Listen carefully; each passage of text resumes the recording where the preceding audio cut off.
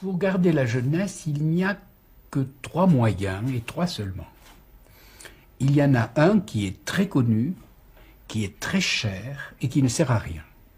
C'est ce qu'on appelle le cosmétique, qui peut aller de la chirurgie esthétique jusqu'au badigeon d'hiver. Quelle que soit la technique utilisée, elle ne sert à rien pour réparer des angles d'irréparable outrage. La deuxième technique est déjà un peu moins chère, un peu moins connue, et elle est peu utilisée, c'est de faire des exercices, c'est-à-dire de se lever de bon matin, d'aller marcher 2 heures par jour, de vivre au grand air, et ainsi de suite, c'est-à-dire de faire des exercices.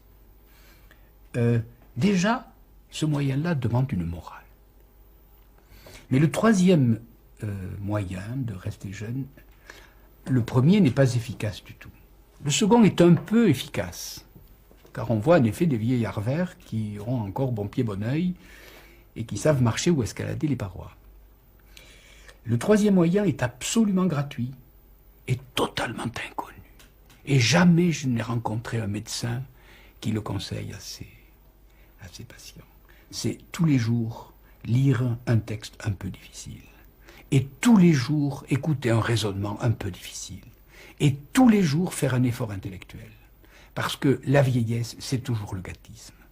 Et donc, je m'adresse maintenant aux téléspectateurs. Si depuis 30 ans, vous regardez à la télévision les téléfilms que l'Amérique nous envoie pour s'assurer de la débilité profonde de toute l'humanité, vous êtes en état de vieillissement foudroyant. Et si au contraire, au lieu de regarder ça, vous prenez un livre un peu difficile, par exemple celui-là, oui, un peu difficile, et que vous essayez de comprendre une seule page pendant 10 minutes, vous êtes sûr de rajeunir. Et ça, c'est parfaitement gratuit, c'est parfaitement inconnu, mais c'est parfaitement efficace. C'est-à-dire que le vrai secret de la jouvence, oui, il est dans la tête.